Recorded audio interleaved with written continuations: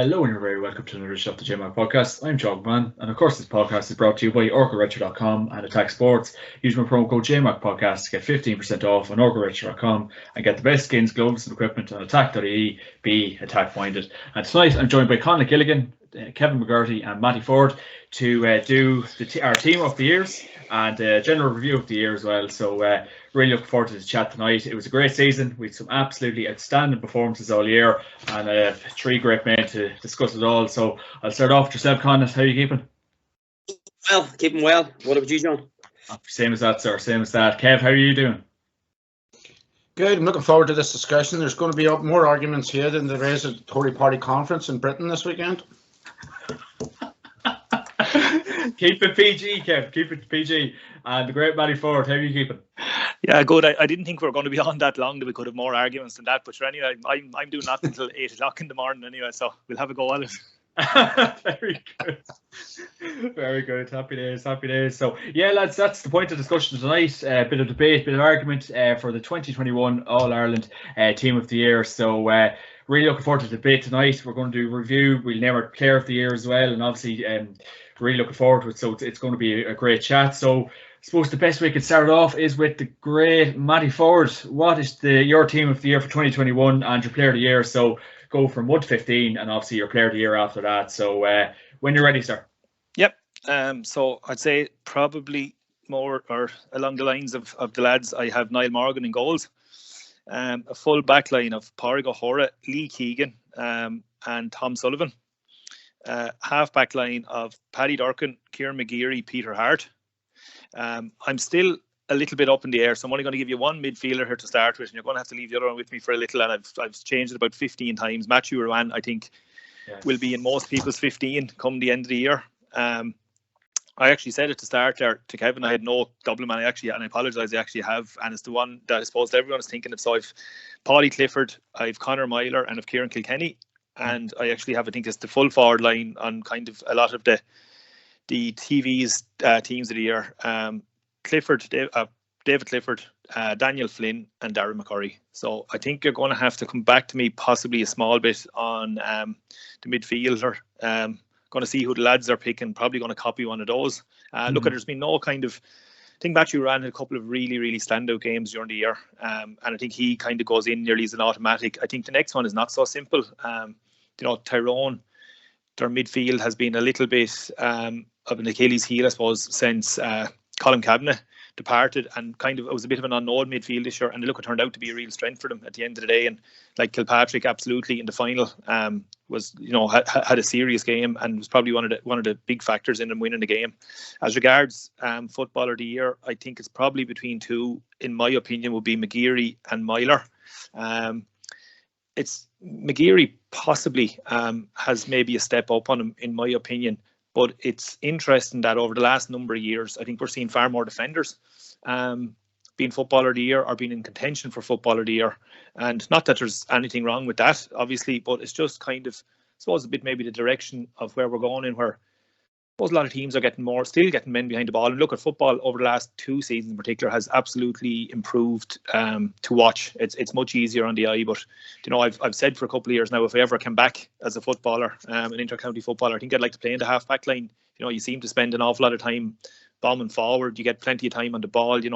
When there's a bit of space there, you can deliver. And the likes of Paddy Durcan and players like this are scoring freely and scoring regularly. And like obviously throwing some of the Kerry, the Dublin halfbacks, but all the good teams. But like Paddy Durcan is the one who sticks out for me. And I think defenders now being footballer of the year, I think I said just kind of maybe a bit of a sign of where football is at the moment. Maybe not where it's going, but where it is at the moment. You've had Mark O'Shea has been footballer of the year, and along with a few more and a few worthy contenders as well. So I think for the year that's in it, I think Kieran McGeary would probably be a worthy enough winner of footballer of the year. Well said, Matty. Well said. And Conor, what about yourself? Your Team of the Year and Player of the Year? Yeah, well, a lot of stuff like Matty said will be very similar. I think Niall Morgan is an automatic shoe-in. Tom O'Sullivan, I have in as well, and I think Tom O'Sullivan benefited from actually doing a great job on Darren McCurry that day. And O'Hora probably would have been a shoe-in for it, except in the poor final, I suppose. I went for Hampshire at 3. I just thought his leadership whenever they needed it. And McNamee lost out on that for me because I had Paddy Durkin. And obviously within the positions now, they don't really mean anything. Fullbacks, halfbacks. So I went to Durkin. Half-back line of Lee Keegan, Peter Hart, Kieran McGeary. Matt Ruan was obviously the shoe in there. I went with Con Kilpatrick ahead of Kennedy, just based on, I suppose, the big play and the big moment in the final was his catch, hand off, and the ball in for McCurry's goal. And I think that was probably the big moment that would have set it apart for me. This is where it gets interesting. Conor Meyler obviously could have played a 10 or 5 or 7, but I have Conor Meyler at 10. Then 11's the hardest one, I suppose, in that, Paddy Clifford, Sean O'Shea had big games, as Kilkenny. I had went with Paddy Clifford. I know you can argue the merits of how poor the Munster Championship was and that he maybe didn't have as big a semi-final, but it was still a massive contribution up until that game. He was in line for Player of the Year, I suppose. And Kieran Kilkenny will get one at 12, and we'll argue the merits of that. Then Darren McCurry, David Clifford, and I went for Ryan O'Donoghue.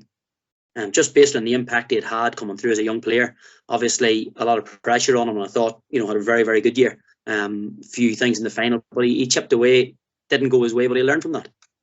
Player of the Year, look, again, like Matty, it was between Kieran McGeary and Conor Meyler. I actually went with Meyler, just based on the fact that all the teams Tyrone played, Conor Meyler got the danger man.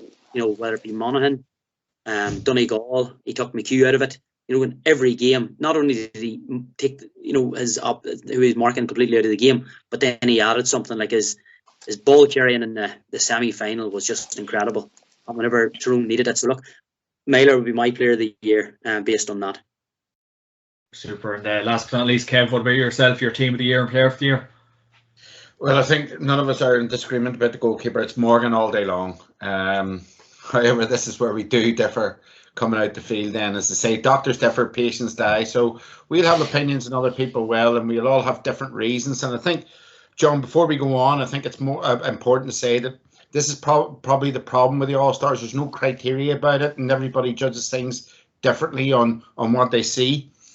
Tom O'Sullivan, no doubt, was brilliant in the semi-final. I still don't understand why Pádraig O'Hara was taken off in the final. I thought he was doing okay.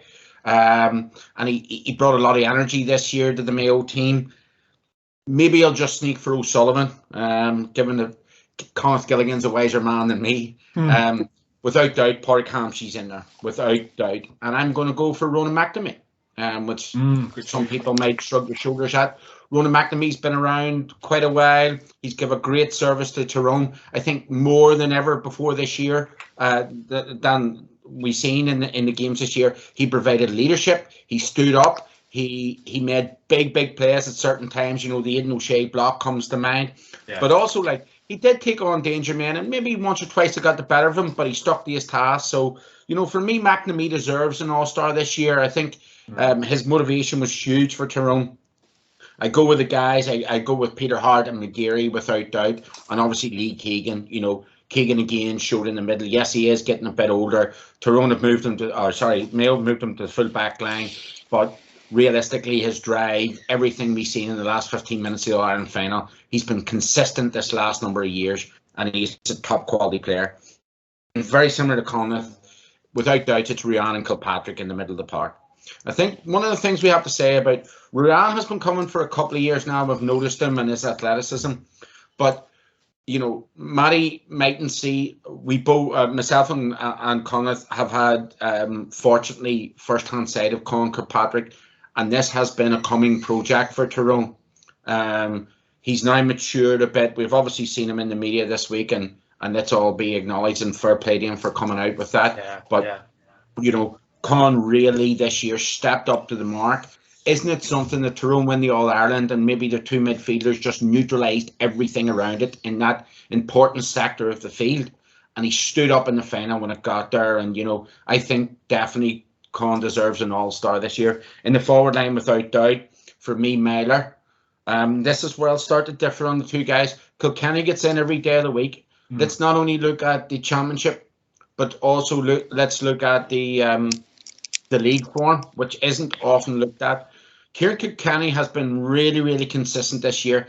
And one of the big issues for me is if you stop Kieran Kilkenny, you're 3/4 of the way to stopping Dublin. He's that good of a player. He's that important to them. And, you know, he has been so consistent in every game, even this year. He's been, you know, obviously the Mayo game, he died a wee bit, but most of the games this year, he's been very consistent, and I think he will get an All-Star. The other one I would have in a half-forward line, and people are probably going to disagree with me on this, is Sludden. I thought Niall Sludden was tremendous in the All-Ireland final. I thought throughout the Ulster Championship, his workmanlike ethic, you know, Mayo gets all the compliments at the other side, but he worked back. He worked so well, you know, with half-back line. You know, he was back in that line to block, you know, the shot that came in. I think it was from Conor Loftus, the goal chance in the All-Ireland final? I think it was, you know, that he has the chance. He gets back there. He was very workmanlike, added 2 points. This, bar maybe Niall Sludden's debut season, has been Niall Sludden's best season for Tyrone. And, you know, I think he deserves an All-Star. McCurry, without doubts, and again, similar to the other lads, O'Donoghue, I think, deserves a lot of credit. There was a lot of pressure on him, a young lad with a great reputation coming in, maybe in other sports, very skilled, you know, people expecting big stuff off him. Killian O'Connor, maybe that injury happens. He really does step up to the mark for Mayo. So, yep, for them too. Here's my big one. Do we then choose Paddy Clifford or David Clifford at full forward? And you know what? I'm going to go for Paddy Clifford. And I'm going to leave David Clifford out of my team. And that's up for others to have a conversation about. And your player of the year, Kev? I'm going to go with Conor Myler. I think Kieran McGarry, yes. Matty makes really good points about Kieran McGarry. I think it's a flip of a coin between these two lads. But when you recognise, and maybe again, this is something that me and Connacht have seen, having seen Kieran McGarry, maybe I've seen him at the ranch at St Mary's College coming through under Paddy Talley and whatever else. His game has developed so much. His attention to detail has developed so much. His, I suppose, where I've seen him 5 years ago to where he is now is incredible. Absolutely incredible as a young man. And, you know, I think that turnaround, the year he's had, you know, he was man of the match, and I think it was 3 out of 5 matches this year that Tyrone played, that he was given man of the match in certain elements of the press. I think, you know, to be honest with you, I just think it's Conor Myler pips McGarry. Super stuff, Kev. Super stuff. So before we get into the debate, I'll run through my team quickly. And obviously, I think it was fairly similar to you, Kev, but we'll give it a chance here. So Niall Morgan between the sticks, Roland McNamee, Lee Keegan, Pádraig Campsey, Niall Sludden, Kieran McGarry, Peter Hart, Matthew Moran, Con Kilpatrick, Conor Myler, Paddy Clifford, Kieran Kilkenny, Darren McCurry, David Clifford, and Tommy Conroy. And my player of the year, obviously Conor Myler. I think that goes probably what I'd say at this stage. So I'll open it up for debate, lads. Who wants to get started? I suppose, Matty, do you have any comments on Kevin's team? Don't look at it. I think if there was 50 of us on this call, I don't think probably any would all pick the same team, and that's always the half the crack and half the excitement of All Stars. Everyone has an opinion on it, and this guy should be in and this guy should be out for such and such reasons. And look, that's half the crack of it. And you know, I'm sure it's going to be no different tonight. Just you were mentioning there a few minutes ago about kind of guys unlucky to miss out. I suppose in my team, Tommy Conroy and possibly Conor McKenna are two guys who I would put up fairly high on the list. Look, even though he never actually started a match this year, the impact Cathal Shane had for the whole championship, I think, can't be understated. I don't think he will, but it wouldn't be a massive surprise. Like, I think there's probably guys definitely in the past who have been less deserving of All-Stars, and not that anyone is not deserving of an All-Star, but you know the point I'm trying to make. Like, his impact in every single game he played was massive, and that can't be understated. Like, I think Tyrone's bench has a lot to or Tyrone have a lot to be thankful for that bench to were able to unload in any game they played, and the impact that they had. And like, he was absolutely at the forefront of that. Like, to be able to bring on someone like that in, you know, in Ulster Championship matches, semi-finals, All-Ireland finals is frightening. One or two others, Conor Loftus, I think, had a good championship, possibly up till the final. Like, we're talking there about Kieran Kilkenny, like, he has been, even through what's like a relatively bad season for Dublin, he's the one constant. I think along with another one of the Dubs is James McCarthy, who maybe imploded a small bit in defeat, but like he's his commitment, or I suppose his level of performance over the last 8, 9, 10 years is just, along with Kieran Kilkenny, is just mind blowing. Every time I look at them, like, it's just they keep churning out top level performances. And maybe look at, to a lesser extent, Shawnee O'Shea and John Small, I thought were quite impressive this year. But I said, look, we could pick, we could have 50 guys on here, and I don't think any two of us will probably have the same team. Can I just make a point, John, on what Matty said, and it's pretty crucial. In the we talk about, when we look at things like, okay, different sports, but American sports, we look at the business end of the season. Conor McKenna and Catherine McShane were extremely important to their team. But really, will the guys picking this, will the journalists picking this, look at it? They contributed 4-3 between the All-Ireland semi-final and final.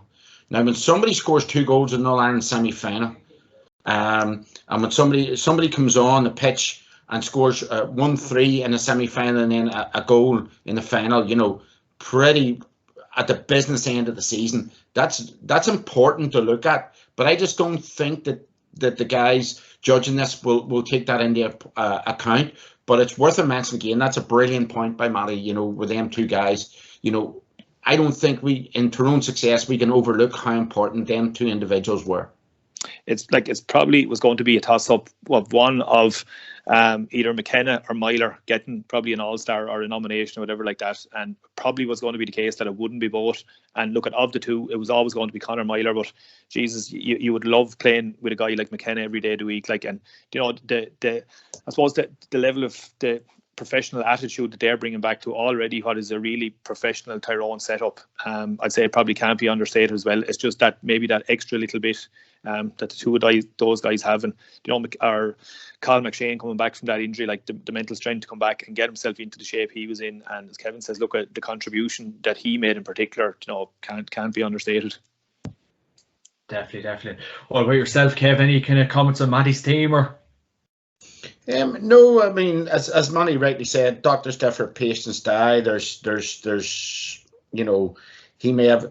Listen, for me, Conroy, you know, he was like a great dancer in a nightclub, but you'd never take him home. He looked so well, but you know, he wasn't really going to do anything for you. You know, he looked so well in the championship against some teams, but when it got inside Croke Park, you know, he was a wee bit disappointing in the final. Let's be honest, guys. You know, and you know in the first 5 minutes, he looked so bubbly, he looked so good, and then it just didn't really happen for him, you know. So for me, he was never in the show. Sean O'Shea, you know, look, this Kerry team just bombed this year. I looked at the stats even from play, regardless of the opposition in any of the games. You know, we have to look at that as well. We have to look at the quality of opposition some of them had before they got inside Croke Park. No, not for me. Loftus, I'll take that into account. Yeah, I would say about Loftus. In the full back line, look, it would be very hard, and Connacht would probably agree with me in this. It'd be very hard not to pick the whole Tyrone full back line. All of them contributed from play. All of them weren't poor at all this year. You know, Michael McKiernan is very, very unfortunate not to get in there. You know, they worked as a good group, and they were strong all year long.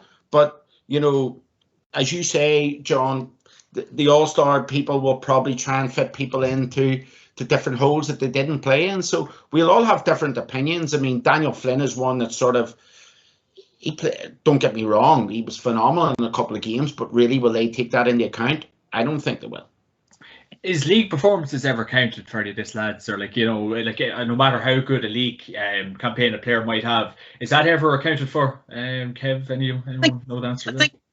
Well, I think just on the other point, like Michael McKiernan was one player who didn't get a mention and probably was just overshadowed by some of the bigger personalities, but was every bit as important to Tyrone. But just to get back to the sort of what does the league mean, John? In other years where there's a league final and there's a bit more to it, the league winners would always get one. But if we were going, and I think Matty's team, Daniel Flynn was the one player from outside of the norm that would have to look at.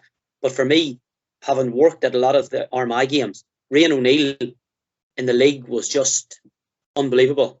Went to midfield, went to full forward. His ability to pass, his ability to score, his aggression in the tackle. You know, if you were looking at a player through the league and into the early stages of the championship, like he was in all-star form, but just probably didn't get to the latter stages, didn't get to an Ulster final, didn't play in Croke Park, and he'll probably get a nomination. But like when you're looking at notable mentions, you talk about Sean O'Shea, but Rian O'Neill, for me, from an Ulster perspective of one player, outside of maybe Monaghan, that probably was just incredible anytime I've seen him. Yeah, and that's the reason, Connie, that's the reason why I had Kieran Kilkenny in my team. It wasn't even just his form in the championship and obviously with Dublin winning another Leinster title. Every match I listened to on the radio this year, how influential Kieran Kilkenny was to Dublin. It was his league form as well that got him in, and it was that consistency over 8-10 games this year rather than in the 4 or 5 in the championship. Yeah, that's it. But unfortunately, I think you made the point. In most sports, it's quarter-finals, semi-finals and finals, and all-stars are generally won in Croke Park, and if you're not playing the grade there, you're probably not going to be at the table whenever the awards are given out. John, I think I might have had this with you maybe on a previous podcast, maybe at some stage last year. We went to the semi-final, obviously, in 2008, and we would have felt a little bit hard done by it. We hadn't got one. We'd won Division 3 of the league that year. Yeah, we were beaten in the Leinster final, but came back and beat down in Armagh on the way to getting beaten by Tyrone in the Leinster final. We'd 4 nominations, but I thought we were a bit possibly harshly treated that we didn't get one. Look, I'm sure we're not probably the first losing semi-finalists that haven't, but I'm not sure, to be honest, how much really to do take league form into, and I think they should. Look, it's the second biggest competition that we play in, so I think it absolutely should be. But it's just not that lads would say you probably should get over at this stage. And look, it wasn't even a big deal at the time. We would obviously rather have won the match, but I thought it probably was a little bit harsh on maybe 1 or 2 of our players at least at the time. It's definitely an interesting point, Matty. One we wouldn't mind getting confirmation on. And what about yourself, Conleth? Any comments on the likes of Kev or Matty's team there? Yeah, look, to be fair, a lot of the stuff, I think Sludden is probably one of the players that he lost out for me, and it was based more on who was going to get it as opposed to who should have got it. But definitely a good shout whenever they look at it. And he was, like, his final performance was, as good as anybody's given in a final. Just so composed, he scored, he defended, he tackled, his energy. So from that perspective, there probably isn't much debate. That half-forward line is probably where it's at, because if they decide to put Conor Meyler in as a half back, so that sets the cat amongst the pigeons there. But I think midfield defensively, probably 5 out of the 6 that we have picked are probably shoe-ins, and then it's all around whether it's Tom O'Sullivan or maybe Peter Hart, whether Paddy Durkin gets one. So I would say you could probably put your hat on 12 that we'd all agree on, and then there'd be 3 that is up for debate. I suppose the shorter format of the championship, 2 or 3 good performances really propels you right into the forefront of everything, and particularly from your provincial final on. So they're the 3 big games, they're the 3 biggest games of the year, where before there's a I wouldn't say an unknown player. There's a guy from a Limerick or a Sligo or someone like that in years gone by who comes through the qualifiers racking up ridiculous scores, and are probably going to be thrown into the mix.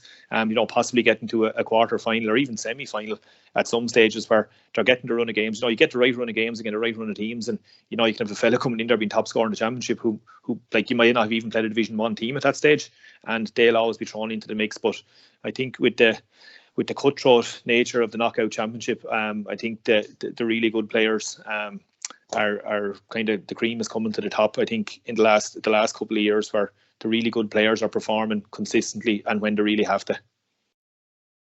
Yeah, I agree with that. Lads, can we maybe start a debate on the Cliffords? Because I reckon this debate is going to rage on for weeks to come after the All-Stars are announced. I didn't have David Clifford in my team. Is he a shoe-in for you, Conleth, Matty, John? Yeah. Yeah, absolutely. For me I love Kerry anyway, Kevin. So I put him into hurling. I put him a hurling all-star as well, to be honest. No, look, I just think, and it is an interesting debate, and it would be. I just think they're completely different players. I think Paddy Paddy is the Niall Sludden of the Cliffords.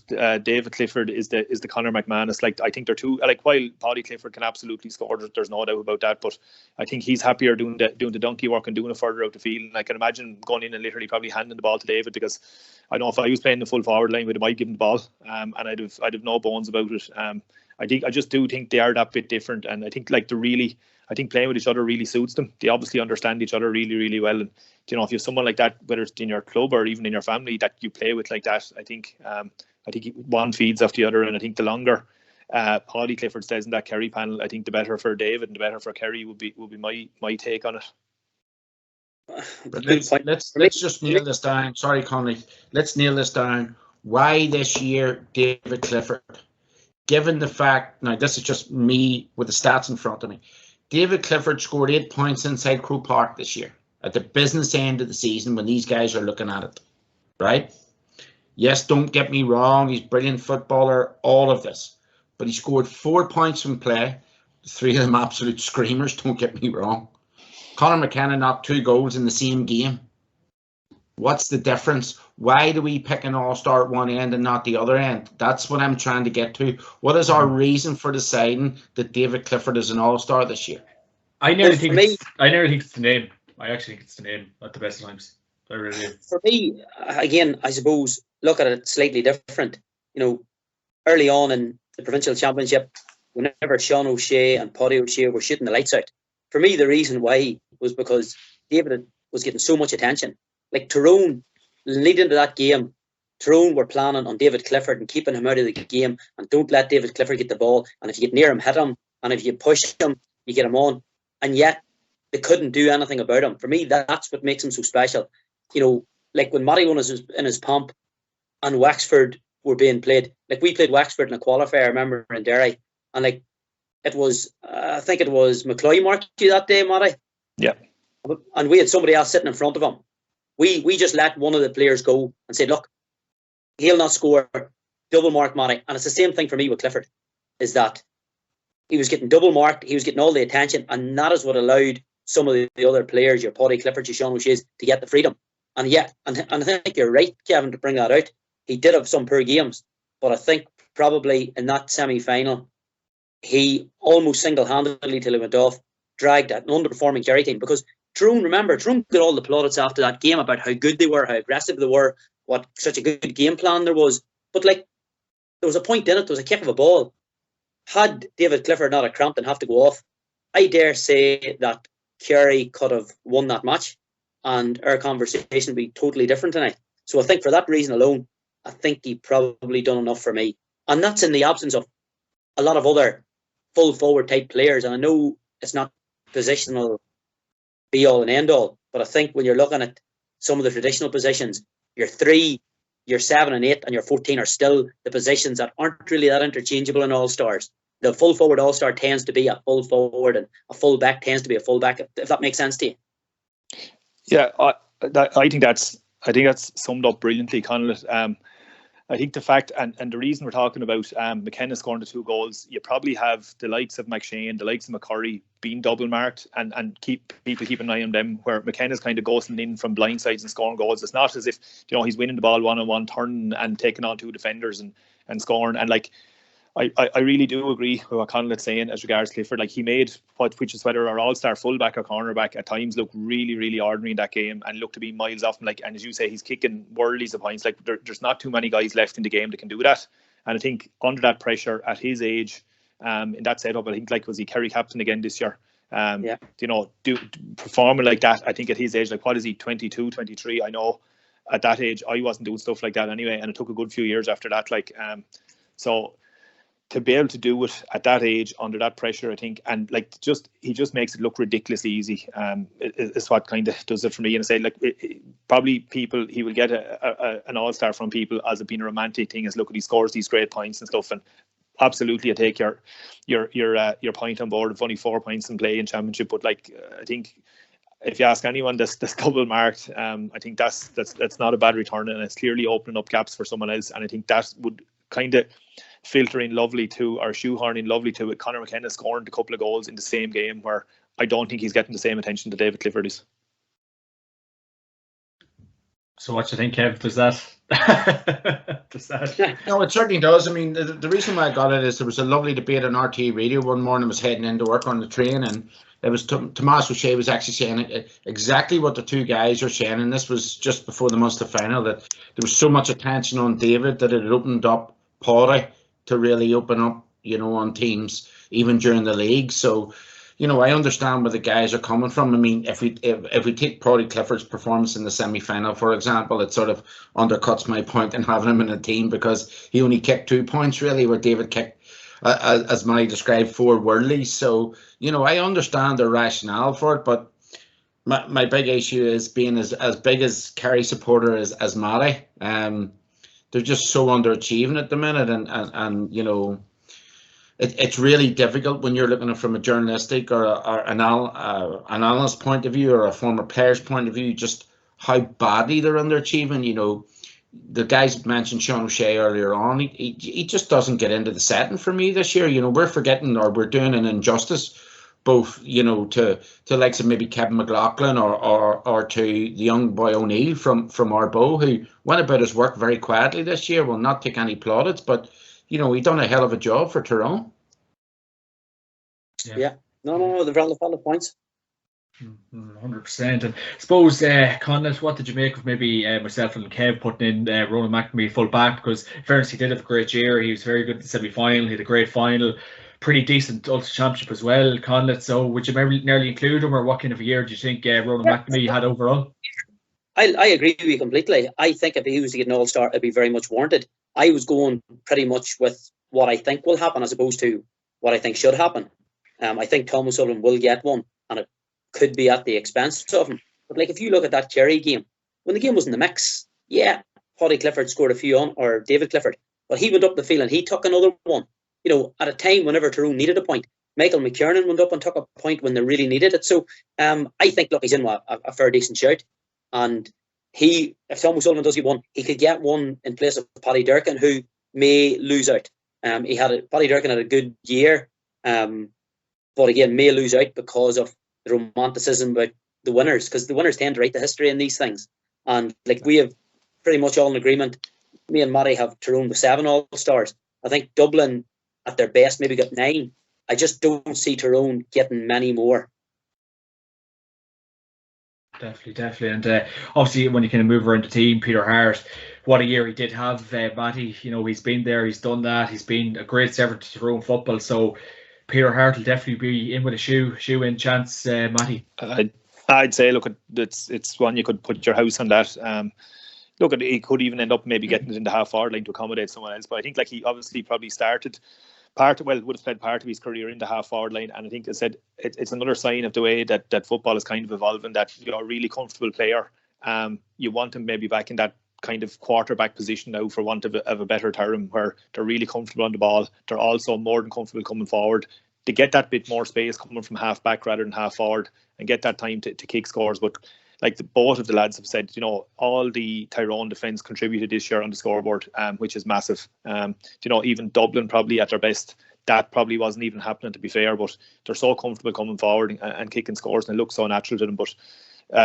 But Peter Hart is a Rolls Royce of a footballer, whether it's in probably any one of 7 or 8 positions he could play on the field, and so comfortable on the ball, and just gives huge confidence to guys around him. But his ability to come forward and take scores from play, penalties, frees, he took that mark and kicked a very simple score in the final as well. So he can do it all, and I think it's probably one of the most obvious one of the 15, I would say. Yeah, and just on Peter Hart, one of the things that struck me was that he'd be much maligned. He would have taken a lot of criticism around his inability to play against Dublin, that John Small was able to mark him out of the game. A lot of games that he was not taken off and that he was poor. A lot of criticism around Mickey Hart. So for him to come back this year, find a new position and a new role, and the year he had has been incredible. Because for me, I had the pleasure of playing with him on a few occasions, and he's one of the most gifted players I ever came across. Just incredible. So delighted for him. And I suppose when you seen the interviews after the All-Ireland final, he was the one interview that I thought just so understated, just happy to get over the line. It was the interview of, probably nobody will talk about that interview. For me, he's one of those players. He soldiered so long, and he had so many of the bad days. You know, in the finals that they were beat, in the Ulster finals they were beat, he tended to have a poor game. And for him to get that reward, I think, look, really, really well warranted, and delighted for him. No, I just echoed Connacht. You couldn't have put it nicer. Yeah, a lot of pressure on Peter Hart, a lot of criticism. He's been moved about the park, back to front, obviously with Mickey being about as well. But the guy's a class act, absolute class act, and Connacht just summed it up brilliantly there. So fully warranted and brilliant to see, actually. John, could I just ask the lads there, and yourself as well, by all means, what do you think, or what's your opinion on, you know, what is stopping Mayo getting over the line, or like, is it a mental thing at this stage, Matty, or like I know we don't have that long, but like, just I suppose in brief, I was at a wedding. Matty, I've said this before. It's two things. It's mentally, yes, there is a challenge there. You can get all the psychologists in the world, but that's up to individuals, really, in my opinion. The second thing is to keep on bloody well making the same mistakes again and again and again and again in All Ireland finals, and that's not being ruthless. Yeah. And that's what's challenging them. You know, if they go about and they want to play a press and intense game, James Horn will have them doing, you know, drills and training of tackling drills, whatever else. They need to be much more in front of the nets. We look at it again this year at the most vital time in an All Ireland final. Not for the first time for Mayo. They were not ruthless in front of goal. That's the long and short and simple of this. We can talk about curses. We can talk about mental issues. When the big player needs to step up to the mark, O'Shea in the first half and McNamee makes an incredible block. Loftus, when Studden makes the goal line stop. When the game's in the balance, I think it's 2 points at that time, Ryan O'Donoghue, in fairness, he had the cojones to step up and hit the penalty and try to strike the top corner. Small line between genius and insanity. It goes wide. You know, that has been Mayo over the last 8 to 10 finals. When they've had opportunity or when they've went in front, they haven't put their foot down on the throttle. And whether that is a wee bit mental or whatever else, you need to be ruthless. And when Tyrone needed to be ruthless, they had 2 opportunities in the game. Rob Henley doesn't make a save other than that. Okay, sorry, he makes one in the first half. Apologies from McCurry. They have 3 chances, they score 2. Mayo had 3 chances and score none. End of story. Yeah, it's just I was at a wedding. Sorry, Conlon. I did start cutting across the day. I was at a wedding the day before the All Ireland, and we were obviously on day 2, the day of the Ireland. We watched it, and enjoyed it. But a good portion of the attendees would have been staunch Mayo fans. So obviously the day before the wedding, or the day of the wedding, the chat got to what was going to happen and who did I think was going to win. And you know, I said, to be honest, I genuinely can't see Tyrone losing, and they were highly insulted. I was highly insulted by me, I think, at one stage, and they said, so what, you know, on what grounds? And I just said, well, I think Tyrone find ways of winning and Mayo find ways of losing. And I said, look, you can't, over the 10 years, that is exactly kind of what's been going on, particularly with Mayo. And Tyrone this year just looked like a different animal, and they were able to find ways of winning games. But 100% agreeing with Kevin. Mayo have found ways to lose, I think, over the last number of years, when they should never have, like, the own goals, the sending off of Donny Vaughan that year. You know, they had that game. I think they had that game in the palm of their hand. And look at it, there's several more, but obviously the shooting is a massive thing. But it's just interesting to hear other fellas' opinions on where and why and what is going wrong. Yeah, just on that. Look, I thought this was their year. I thought Kerry's gone, Dublin's gone. They have no inability of going to Omagh and winning National League games. Tyrone have struggled away in Mayo for league games. There was no hang-ups, there was no complex. I thought this is it for them, and I thought they would win it for that reason. I was wrong. But like Kevin said it, they keep making the same. They concede 2 goals in every final. Now, the only difference in this year's final was that the goals were later in the game. But like in 3 of the previous finals, they conceded 2 goals in the first 15 minutes. You know, they're always on the back foot. And it's almost as if, and added into their inability to score. And, you know, and I think like O'Shea took an awful lot of criticism post the final, which was very unfair. But like, he's played in 8 finals now and hasn't scored. You know, it's an incredible statistic, and I know that's not the type of player he is. And I remember watching the game, and the last free, that when the game was over and he was over the ball, and I'm thinking, just kick that over the ball, just kick it over the bar. And all of a sudden, that's another narrative going. That's something else that people don't have to talk about next year when you go again. And then once the game got into the mix and it got into the 50-50, well, they won't. They were that used to getting beat and accepting defeat that I think mentally they just had an inability to push through that. And you see it with teams. Whenever Alex Ferguson was Man United, the game got to the 90th minute, there was always this feeling that Man United were going to score Fergie time. And you always had that thing with Tyrone. If Mayo could only get over the line once, I think they could have won 2 or 3 in that time. But just that edgy inability to see it out, and it gets mental then. And I don't know how to fix it. I just don't know. Sorry, Matty, can I tell you mentally a little story about Mayo? And this might make you laugh, to add a bit of comedy to this piece tonight. For his sins, I used to live with Billy Joe Padden when he was at Queen's up in Belfast. So there was 5 of us in the house. So anyway, it hits Valentine's morning, and a couple of the lads are heading out to class, and all of a sudden the letter comes in through the door addressed to Mr. Padden. So the lads are all can't wait to get back for dinner that evening, bite of coffee, whatever, or bite of dinner, coffee. So we're all sitting around, and somebody said, "Billy, who did you get the letter from?"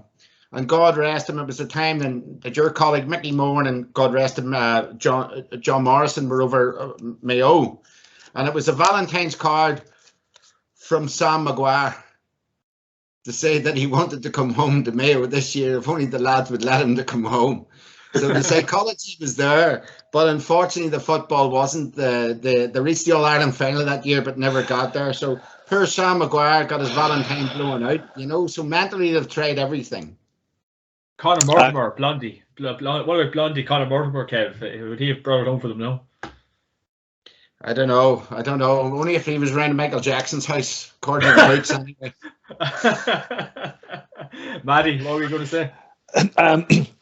No, I'm sure looking at this stage, they've tried everything down the road as sports psychologists, but as we all know, in the white heat of championship or battle, and you have a split second to make a decision, you're not going to be thinking about something that is very clearly, you're able to put through your head when you're sitting down thinking about a game or something like that. You have a split second to make decisions and make choices and take chances, and I think that probably wouldn't come into your head. But just, I think one other thing that I'd like to say, I think Lee Keegan, I think deserves a bit of a mention. I think his level of consistency over probably 10 or 12 years has just been unbelievable. And we kind of thought over the last 2-3 years his game was probably maybe up at playing wing back, but I think he's gone back to full back and reinvented himself. And I think I'm glad I never played. I never had the pleasure of marking him anyway for 70 minutes. I think it's definitely worth a mention as well. Absolutely. Here. As Jim White would say, lads, breaking news: Ryan McCluskey has joined the Fermanagh backroom team. So Kieran Donnelly's got him in for the year ahead. Good addition, Conlon. Yeah. He's been managing Bera in intermediate football in Tyrone. I think he took them up from junior to intermediate, and they've done really well. I know a couple of the Bera players, and they speak very highly of him.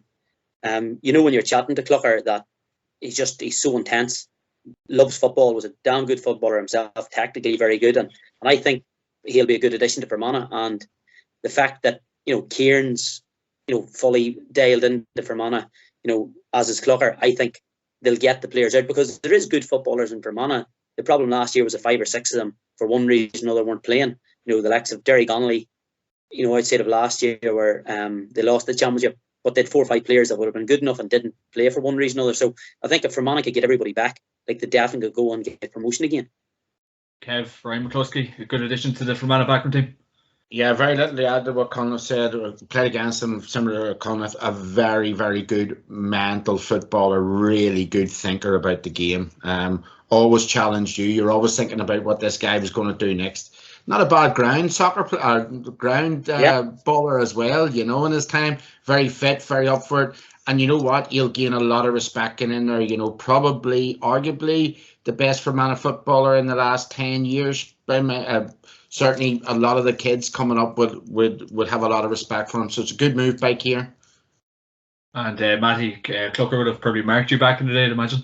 Yes, several times, and I know as well, a great fella, first of all, lovely fella, great fella off the field, and as the lads are saying, if he can't get, if the Tyrone or if the Fermanagh fellas don't buy into that, like obviously they have a small pool of players there, and they need every one of them. But if the likes of himself is not going to gain the respect of him, I don't think anyone will. And as both the guys have mentioned, he's understanding the game is second to none. I said, plus he's a really good fella off it, and he'll certainly bring. The only surprise is it's probably took this long for somebody in the Fermanagh backroom team to bring him in. Yeah, definitely. Well, I suppose reverting back to our teams, lads, going back into the Nets, Niall Morgan, it's going to be a foregone conclusion. He's definitely going to get his All-Star. He had an absolutely tremendous year. We've seen his interview after the All-Ireland final. Just brash, no bullshit, absolute honesty, a great chat. He's done some serious media work since. Kevin, an absolute no-brainer. Yeah, look, there's three things you want in a modern day goalkeeper. One, kick-out strategy. Two, the ability to understand and read the game as it comes into the full back line. And three, I suppose, being a leader. We've seen this from Cluxton, really developing it. But look, we look at Morgan this year. I said to you in a previous podcast that we've done, the long ball he read in the All-Ireland final, he comes out from goal, 20 yards out, he catches it, he has the respect of the full back line, he's straight on the front foot. Connor's obviously managed in Tyrone, so he knows that he's probably a very good outfield player. Great thinker about the game. When you're in a position that Brian Dewar in or in Fergal Logan's in, and you're thinking about this guy in goal, he knows where the kick-out strategy is. He knows about his short ball. He knows about his long kick-outs as well. So, and a great motivator. So a no-brainer. He also comes up with a big save now and again, which is an important point. But when you're looking at and a big score, so when you're looking at them issues this year, especially I suppose the microcosm of the year was him or Rod Henry, and when you look at the All-Ireland final, he was able to grasp every bit of pressure that came his way, soak it up, absorb it, add to the scoreboard, give confidence in his back line, be a leader. On the other hand, early in the second half, when Henry was asked to come up and kick a free, he knocks it wide. So Morgan gives you everything the modern day keeper is, I suppose, across the board. And, he's an absolute shoe-in here. Anything else is a catastrophe. And as a side there, Tyrone Championship this weekend, Culleland in a local derby with Aidan Dork, and there's a fair chance that Paddy Hampshire will be playing 6 and Niall Morgan will be playing 11 for Aidan Dork. And it's not a foregone conclusion that Hampshire will completely dominate him. That's how good a footballer Niall Morgan is. People just don't realise just how good a footballer he is, how quick he is, how good his feet are. It's just, but again, just with that, Morgan, just a shoe-in. I don't think it's possible for that one to go wrong. Yeah, absolutely, assert. Like his contribution on the scoreboard, has been excellent again all year. But I think the fact that he plays outfield and he's able to read those balls coming off his line. So I think we've all seen keepers from time to time who've only ever played in goal, and they can't judge that distance of whether to come or whether not to come. And when he's coming, he comes, and he comes with a hell of authority. And he's a big unit as well. Again, like you don't want to be in around the square when he's coming for a 50-50 ball, because he'll come take ball and all. But look, as both the lads have said, he's coming out the field, he's really comfortable. He can hit 60-yard kick pass off the outside of his boot onto a sixpence, and he just commands his area, and he's really stepped up. And one thing I thought was nice, like he's not a player you would have heard a whole lot from in the media over the years, but just the stories after the final where he was in the dressing room, where you see the human side or the normality side of players, where he's looking at the United match on his phone just to relax. And if that's what settles someone down before a match, you don't have to be climbing the walls and wired to the moon half an hour before any match, whether it's an Ireland final or a club championship game. And it's just nice to hear stories like that just these lads are just normal people as well, and do normal stuff and do kind of crazy stuff as well, I suppose. Definitely. Matty, isn't it so refreshing to see Niall Morgan being so honest in his interviews? We've seen Niall Morgan, Conor Myler do very good media work in the last couple of days and weeks. So isn't it just kind of refreshing to kind of hear that kind of perspective from the Tyrone lads? Because I was talking to Conor McAliskey there in London. He was just crediting the lads just being so open and honest. Last couple of years, maybe they weren't allowed to do so much media work. I was listening to Fergal Logan and Off the Ball this morning. He was saying the players are allowed to just do the media work, but just kind of keep it above board. But it really is refreshing to see it, Matty. Yeah, look, you're not getting the generic kind of rehearsed responses to the same questions all the time. And I suppose that's obviously a reflection on Brian Dewar and Fergal Logan as well, that anytime they've spoke, they'll be pretty straight up and pretty straight out. And I played with and against Brian, and he was certainly like that as a player, and he's obviously clearly brought that into his management, and I think it's rubbed off on players. But if you look at Tyrone this year, I think they're playing again with smiles on their face, and they're playing. They've always had a hell of a group of really good footballers, and particularly forwards. look, obviously every team needs defenders, but forwards ultimately win games, and I think it was their kind of embarrassment to forwards was probably the difference in them winning and losing this year. But now we're actually seeing forwards playing as forwards, and look at Mickey Hart done great things for Tyrone, but possibly look at maybe held them back a little bit over the last couple of years. When you just look at the talent they have, it's frightening, and I don't think they're going anywhere yet. Looking at kind of the age profile of the team. And what would be your take on that, Conleth? Yeah, and it's a funny one you mentioned Mickey Hart, and like his fingerprints were all over that. Like in terms of Conor McKenna coming home, like Mickey would have been instrumental in making that happen, because he obviously seen the merit of having a real top end forward. Because whenever they were struggling, he knew he had players like that. So like you do feel for Mickey Hart in that he had sort of soldiered so long, and yeah, 3 All-Irelands is incredible, and you just knew he wanted to sign off for one, but you could tell his fingerprints were there. But the one thing about the Tyrone players is that, I suppose, when you look at their personalities, is that you do kind of get a sense of who they are. You do get a sense that McShane would be a complete messer, from that. And again, it goes away from, I suppose you look at Dublin and they won so many and they were so good, but you could I could tell you that they were going to stick to the process, and they were just, thank God that they were in the right position. And if the other team hadn't, if we, it's a bit like Peter Keane, they beat somebody by 20 points, and he says, sure, look, we get the goals. Had they got the goals, we'd have been having a different conversation, And when you listen to the likes of Colin Kilpatrick, and people like that, and even like Paddy Hampshey's not a talker, but again, you could just sense that, he's, and when you looked at even Paddy for captain, like he's not that type of talking captain. But again, there's a great freedom with them. I know they've been restricted with the RTE stuff for so long, and it was nearly as if the floodgates is opened and they were just soaking it all in. And again, a lot of the stuff, it is a very short career, and being well known outside of the football circle would certainly help them within their own work and professional life as well. So it's important that they build that sort of persona outside of football as well. Definitely. Kev, it's vitally important that we were talking about Conor Kilpatrick in the middle of the field, and we've seen in the last couple of days he's come out and done media work regarding his gambling addiction. Fair play to him for speaking up. It's not an easy thing to talk about. So, Kev, what would be your take on Kilpatrick and obviously his brutal honesty? Well, first and foremost, let's congratulate him. We are all human. We all make mistakes. We all do different things in life. Nobody knows that more than me, but I suppose that there's a human side to the GA, and for too long and for far too long we didn't have that support that the GPA then started to bring in. And I know myself that, having interacted with the GPA, and I know the two boys probably have the same to say, some of the work that they do, remember, it goes unseen, but it's vitally important. The mental health that a lot of guys have, not only I suppose in the inter-county game, but in the club level as well, all these things are vitally important. Can I just say something about the media? It's important. Conleth made the point about RT and whatever else. Firstly, I fully agreed with Tyrone's ban on RT. I think what they done was absolutely disgusting towards the Hart family, in my opinion. And I think that, Tyrone, the way Tyrone GA was right to do that. And I think that, okay, that, Fergal and these guys have given Tyrone players a wee bit of a happy medium to do what they have to do. I think the media is important, don't get me wrong, vitally important for connecting with people, but there has to be a happy medium of how you do this.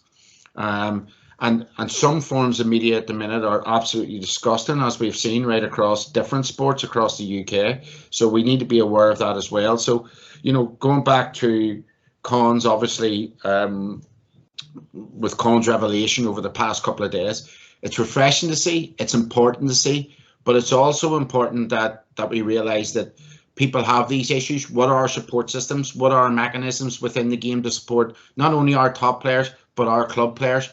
What systems are the GA putting in place? And also, what are the GA's plans to talk to people about social media and the issues that are happening there? So, it's a wider context, John, here. There's lots of good things, and Tyrone in the media over the past couple of weeks have been really, really good. Let's get that, on a firm standing. But let's also be very wary of the tripe and the wrong that the media can peddle towards some of our top players, but also the hurt that social media can do to some of our club players and whatever else in our communities.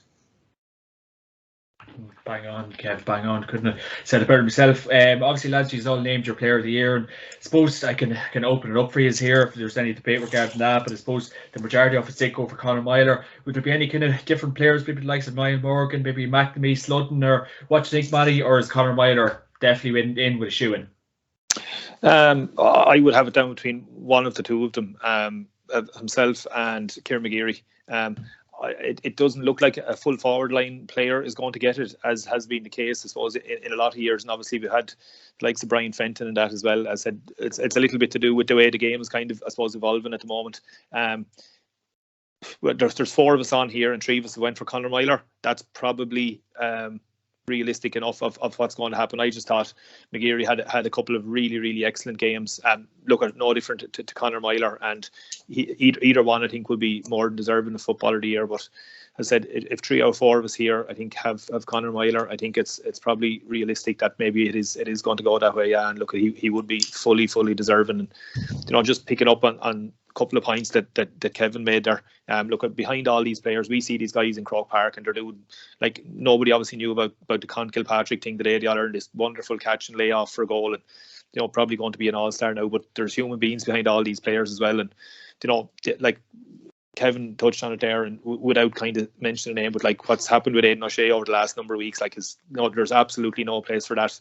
I think if anybody that's saying that to him, first of all, they won't stand in front of him and say it, that's for sure. But the effort that these lads put in, week out, and year in, year out, like Mayo's resilience to keep coming back. But it doesn't matter whether it's Aidan O'Shea or a guy playing junior B football down the road in Waterford. You don't deserve this kind of tripe on whether it's social media or anywhere else for doing something for nothing and doing something that you love, and look at something that's obviously really good for you. I think we've all played the game at a decent level, and I think we've got far more out of it than we've probably put into it.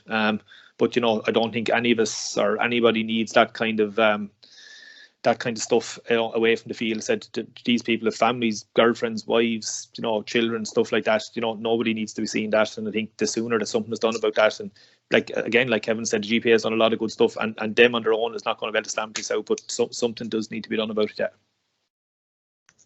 And just on that, Matty, as well, obviously we've seen in recent years likes of Niall McNamee, Oshie McConville and Colin McCarran being, I suppose, in tricky situations and coming out with their stories in recent years as well, Matty. It is a kind of a scary prospect that these players can have this stuff going on in the background, and it's only in the last couple of years we really have seen it, like Niall McNamee, Oshie McConville was candidate eviction, same as Colin McCarran. So it is quite scary at times, Matty.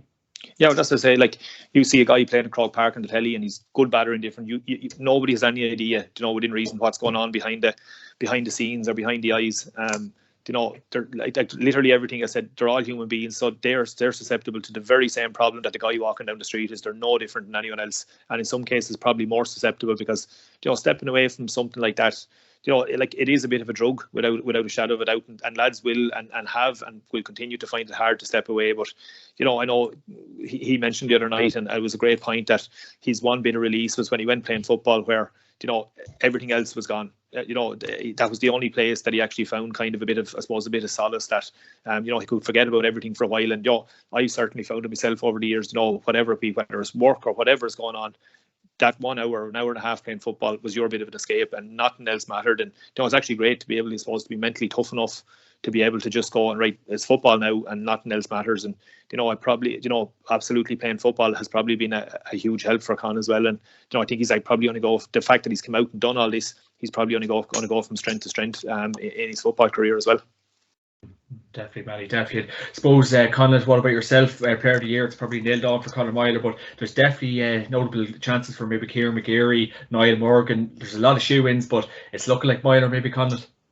Yeah, look, and I suppose you look at Lee Keegan as well. I think Matty touched on it. He will be a nomination probably for one of those players of the year, and rightly so. Probably won't get it because the winners write the history. But when you look at it, Kieran McGeary, I remember whenever it was announced at the start of the year that he was going to be vice captain, and I was sort of thinking, is he definitely guaranteed a starting place? I'll be honest, I wasn't sure. And I know Kieran, and he's a great player, but at the start of the year, I wasn't sure. Does he play 10? Does he play 7? Is he tall enough? Is he quick enough?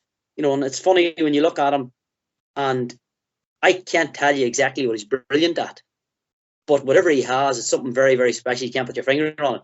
Yeah, he's great feet, but he's great energy. Like every time there's a ball bouncing, he's in on it. You know, his energy and his ability to do the right thing at the right time is just incredible. And at the start of the year, I'll be honest, I wasn't sure whether he'd even be on that team based on the players coming through. But like, he has proved anybody that doubted him like me wrong. You know, he's had that year. Like, and cast your mind back, he had a very sticky start to the championship against Cavan. You know, that people kind of gloves were a very sticky start. For him to come back and have the championship he had and the All Ireland, it's just been absolutely incredible. And the one thing about him, I suppose the one thing you'd say about a lot of them Tyrone players, like, he's so down to earth. You know, Kieran McGeary, probably, like, out of the players that I would know from them Tyrone boys, you know, Morgan, you know, Big Colin Kilpatrick, they're so down to earth. It's incredible, and that's why I was happy enough. You know, even Darren McCurry, even with that front, he's a lovely, nice young lad. You know, very, very mannerly. And like, the one thing that people wouldn't know about the likes of Darren McCurry, like, he has been coaching Edinburgh teams, underage teams, every year, running them like county teams. You know, and people don't see that side of it. You know, when you're Darren would have been criticised in the Hart era for maybe not doing it against the big teams, not doing it in the Ulster finals, and like, I always thought it was very unfair. But like, he has really put that to anybody that doubted him. And for players like that, you just love them to see getting that reward. And it's just a pity that Lee Keegan just couldn't get that. But you know, even Darren McCurry, when you're talking about Player of the Year shouts, like, he's been so influential to them right through, and he's not even getting a mention there because then inside forward, like as Matty said, it's not sexy to play inside anymore because there's a packed defence. You don't get any time on the ball. But if you take your Darren McCurry's, your Conor McManus's, your David Clifford's, players that can perform at the very top level with everything that's going on in the defensive side of football, like, to me, that just screams a savage and ability just to execute the skills under pressure. John, I think Conniff makes a very good point about these Tyrone fellas, and I suppose this is worth noting before we do conclude. The journey that some of these lads have been on over their football career is absolutely phenomenal. From Morgan playing for so many years with that bite, with McCurry, in a way, John, this is a very harsh word, but being rejected for a while, having to go away, rediscover himself, and come back almost 3 times the player he was, a much more rounded team player. For someone like Kilpatrick, we've now learned about the journey that he's been on, not only as an individual, but his fight to try and make it after possibly not making it in the Hart era. And for Petey, we spoke about Petey, and even Matty, very similar to Petey, a lot of pressure on them guys growing up and coming through. And when things went wrong for Tyrone, they were always, you know, the fall guys, and the way that they've got now. And then you take into the fact Dure and Logan, under 21 managers, and having trust in so many of these guys like McGeary and like Hampshire. You know, it's just so many great different narratives and stories in this All Ireland win. You know, that I just feel it's a point that has to be mentioned. Definitely. So to wrap it up, lads, Matty Ford, what would be your moment of the year? Oh Jesus, John, you've put me on the spot. To be fair, McShane coming back and the way he performed, like as John, I've mentioned a few times, the bench today were unleashed. Like we actually never mentioned Matty Donnelly all night, and Derek Canavan will be another one who's hardly got a look in, but he absolutely had a part to play. But I think for McShane to come back in the shape he was in and to make the contribution he did on the biggest stage possible, I think deserves a special mention. In fairness, look, as I said, without the qualifiers, you don't get the guy scoring 211 in a qualifier or something like that. And you know, once-offs like that are brilliant, and it's exceptional scoring. But I think something like that, for me, you know, you'll see guys coming back and they're never quite the same. He actually appears to have come back better, if that was possible. And you know, he was just literally bouncing off the ground, and I think it was like Colin was saying, look, he's the real head of a messer on him, and you know, them kind of left fellas are brilliant around the place. You know, you need the serious guys around the place, the lad to pull lads into line, but you need that bit of lightheartedness, and I'd say, I think more than anyone, he'd be one to provide that. And I think, in fairness, he's come back and the other way he handled himself, and look at ultimately the way he played and contributed, I think for me is rather impressive. And what about yourself, Kev, the moment of the year? I'm going to go for two, John, but on the one day. They both happened in the aftermath of the All-Ireland final. The first one was Darragh Canavan and his father embracing, which was quite a mighty moment for Tyrone people. It was the old king embracing the new king, if you want to put it that way. And the passing of the baton on to a new generation of probably what we will see a Tyrone team that will compete for the next 7 to 10 years. The second bit of that is, we spoke a minute ago about GA people being human beings. And it was Peter Hart and his child sitting down with Lee Keegan in that photo after the All-Ireland final. And no matter what they had been through and what the country had been through over the last, 24 months, that was a really beautiful moment captured in that one photograph to say, look, no matter what, we are human beings and this is what we stand for and this is who we are. So, people can talk about goals. People can talk about, marching behind a band in front of these people or a special point or a big hit. To me, this championship was all about the human factor, and them 2 minutes encapsulated it for me. Absolutely. What about yourself, Colin? Your moment of the year? I suppose, look, slightly different, and just to touch on what Kevin talked about, the human element. Whenever Monaghan lost Ogie, their under-20 captain, on the Friday night before the seniors played Armagh, I was at the game, and for long periods coming up to the game, was this game even going to go ahead? Monaghan fielded very flat. Game was dead and buried, and just somewhere out of the stand, like, for me, it was the match of the year. Armagh scored 4 goals and still lost, but Monaghan and Conor McManus found a way. And like, I heard Ogie's father after saying, like, for that brief moment, even in their grief, they got some sort of relief and respite. And I just thought it was an incredible thing to say, given the trauma that they're probably still going through. And for me, it's things like that only one team can win the All-Ireland. And for players that are lucky enough to do that, it must be something incredible and special. And for the rest of us, we're sort of looking for different moments to try and make it all about football, about making it as special as you can. And for me, that win and just what it meant to the people of Monaghan in that really strange time. And yeah, look, they couldn't keep it going, and that was going to be hard. But looking at that, then the other one, I suppose, was in the same vein. Down under 20s, beat Monaghan, and they come together. Conor Lavery, just tell the down boys, there's no celebrating here. There's nothing to celebrate. They got together in the huddle, and there's a photograph of both teams huddled up after lost an Ulster final. Just, it transcends football, and it brings back that while football is so important to everybody at the time, there's just some things that are slightly more important. Bang on, Conor. I'll echo what you say there. That's probably my 2 moments of the year. That's a carbon copy. So well said, Conor. Well said, Kevin. Well said, Matty. Lads, thanks a million for joining me tonight. And of course, this podcast is brought to you by orgaretro.com and Attack Sports. Use my promo code JMAC Podcast to get 15% off on orgaretro.com and get the best skins, gloves, and equipment on Atak.ie. Be attack minded. Kev, Conor, Matty, thanks a million. All right, boys. Thanks very much, lads.